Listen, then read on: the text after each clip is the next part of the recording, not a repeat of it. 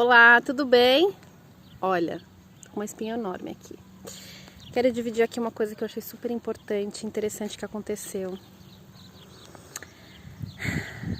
Eu criei um grupo de transformação pessoal e semana passada eu dei o meu exemplo e falei que o nosso propósito de vida está muito relacionado com aquilo que a gente teve de maior desafio na vida.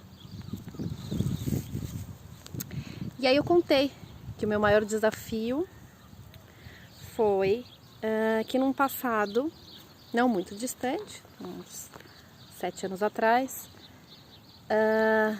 eu e minha família a gente passou por uma crise muito pesada de falência. E eu carregava esse peso da falência nas minhas costas, no sentido de me vitimizar. Falida e querendo ir pra frente, mas sempre olhando para essa história deixa eu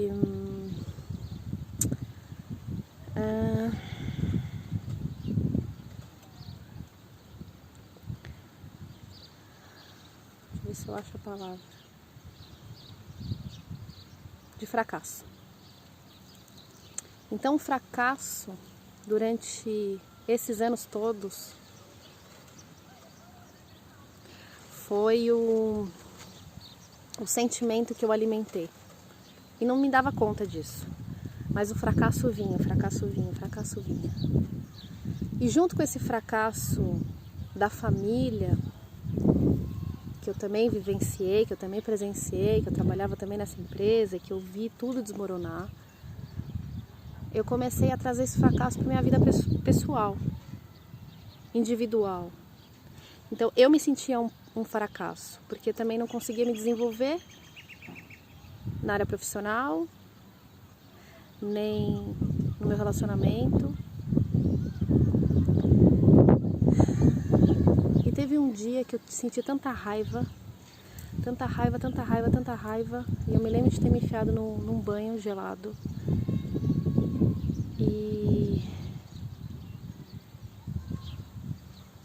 E nesse banho eu refleti sobre o fracasso. Eu descarreguei aquele fracasso naquele banho gelado. E eu dizia, eu não quero mais uma vida de fracasso. Eu não aguento mais essa vida de fracasso. E enquanto eu estava presa nesse fracasso, eu não conseguia avançar, não conseguia ir para frente. Porque o fracasso fazia com que eu estivesse o tempo inteiro olhando para trás e o tempo inteiro me desgastando com coisas do passado e não conseguindo avançar para frente. Era como aquela coisa que a gente fala, correr atrás do prejuízo. E essa frase é muito forte, porque enquanto a gente corre atrás do prejuízo, a gente não consegue ter visão para frente, porque a gente está só olhando para trás, e quem corre atrás do prejuízo já começa negativo. E o resultado de começar negativo é não sair dali. Então, naquele momento eu decidi, eu já não quero uma vida de fracasso, eu já não vou alimentar essa vida de fracasso. Porque enquanto eu alimentar isso, eu continuo me vitimizando. E aí eu comecei a olhar para isso de uma outra forma. Como isso serviu para que eu pudesse sair desse fracasso. E um dia contar que eu também tive uma história de fracasso, mas que eu venci. E quando eu comecei a me comportar dessa forma e usar o fracasso como uma mola que pudesse me levar para frente, as coisas começaram a se transformar. E aí nesse grupo eu fui conversar com ela sobre isso. Que é, vocês já sabem qual que é o seu propósito? E elas, não. E eu pensei, eu falei, tá relacionado com o seu maior fracasso. Contei o meu e depois quis escutar o de cada uma delas. E eu perguntei assim, você consegue ter gratidão pelo teu fracasso, ou por esse teu defeito, ou por esse teu desafio? E uma delas disse assim, ainda não consigo. E eu disse, um dia você vai agradecer. que tudo aquilo que te aconteceu foi o melhor que podia ter acontecido. Para você estar hoje onde você está. E hoje, eu disse para elas na semana passada, eu agradeço tudo aquilo que me aconteceu. Porque fez com que eu estivesse aqui, nesse grupo, hoje, conversando com vocês e fazendo a coisa que eu mais amo fazer. E hoje eu recebi uma mensagem de uma delas, dizendo que uma amiga delas tinha falado com um ex-marido. E a história é a seguinte: o ex-marido tem uma certa idade, 60 anos, e eles vira e mexe se conversam. E nessa conversa ele disse que tá com câncer. E disse: eu agradeço o câncer, porque o câncer me trouxe a vida. Eu agradeço a Deus por ter tido essa doença, porque essa doença fez com que eu tivesse hábitos muito mais saudáveis. Eu fumava, eu bebia, eu só queria saber da noite. E quando eu descobri que estava com câncer, foi aquela coisa de... O primeiro foi um impacto, um choque, mas depois foi: tenho que parar de beber, tenho que parar de fumar, tenho que começar a me alimentar mais saudavelmente. E aí trouxe para ele uma vida completamente diferente do que aquela que ele estava vivendo. E ele conseguiu olhar para a vida com que ele está vivendo hoje, completamente conectada realmente com a vida, e disse: eu agradeço a Deus por essa doença, porque essa doença veio me trazer a vida novamente. E ela me mandou essa mensagem hoje e disse: se a gente não tivesse tido aquela conversa lá atrás, semana passada, eu ia hoje escutar essa história e ia falar: esse cara tá louco. Como é que ele vai agradecer o câncer que se manifestou na vida dele?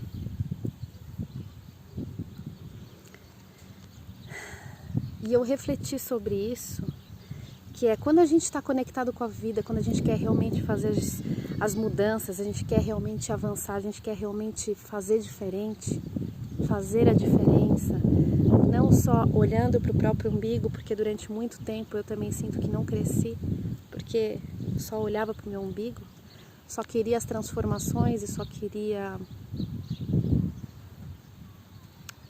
sucesso para mim, e dali não saiu nada, porque eu ainda precisava aprender outra coisa, que era dividir com mais pessoas e pensar no meu crescimento relacionado com as outras pessoas. Porque quando a gente cresce sozinho, a gente divide com quem? A gente compartilha com quem? Não tem graça. Não faz sentido desenvolver só para si. E essa chave ainda não tinha virado. E quando eu refleti sobre isso que ela trouxe e como é que as coisas desenrolaram, eu realmente entendi que quando a gente está conectado com a vida e quando a gente busca respostas e busca se melhorar para contribuir com o mundo bem melhor, para contribuir com as outras pessoas, o universo vem nos trazendo peças que parecem soltas. E o universo... Nem vou falar mais universo. Vou falar mesmo Deus. Porque antes eu achava que Deus era o universo. Mas hoje me caiu mais uma ficha, que é: Deus criou o universo. Então o universo não é a mesma coisa do que Deus. Deus foi quem criou o universo. Então, Deus vem trazendo peças pra gente soltas, que se a gente analisar elas soltas não faz sentido nenhum. Mas quando a gente está conectado com a vida, quando a gente está conectada com o nosso propósito, quando a gente sai do vitimismo, assume o nosso próprio poder, a gente vai juntando essas peças e as respostas vêm chegando e as coisas começam a fazer sentido. E a nossa visão turva começa a ficar mais nítida. E o tempo inteiro a gente consegue entender a linguagem de Deus na nossa vida, que é uma linguagem um pouco não, tem que sair do 1 mais 1 é 2 e começar a ver as coincidências que não são coincidências, que são realmente mensagens que estão, como é que chama? Quando não são claras, estão subliminares. As mensagens subliminares do universo.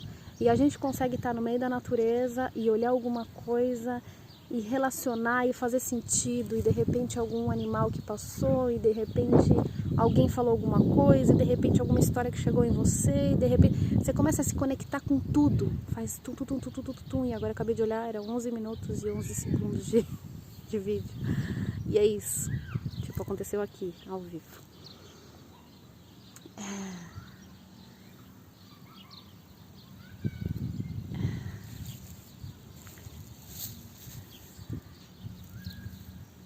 Começa tudo a fazer sentido. Então esse vídeo aqui que eu venho trazer de reflexão, hoje pode não estar fazendo sentido nenhum aquilo tudo que você está passando. Mas se você começa a se abrir um pouco, começa a tomar posse da sua vida e não se colocar numa posição de vítima da situação, começar a assumir que você pode mudar essa realidade e que isso tudo está acontecendo para que você possa fazer a grande virada de chave e um dia mais para frente conseguir olhar para trás e agradecer toda a situação. Eu ia usar uma palavra, mas nem quero usar. Toda a situação menos boa que te aconteceu, você consegue entender o propósito daquilo. Você consegue encontrar magia mesmo nas horas mais difíceis. Tem sempre um porquê, tem sempre um ensinamento, tem sempre uma lição, tem sempre um aprendizado. E até me veio aqui para partilhar outra coisa. Ah, olha a minha borboleta branca. Olha, olha, olha.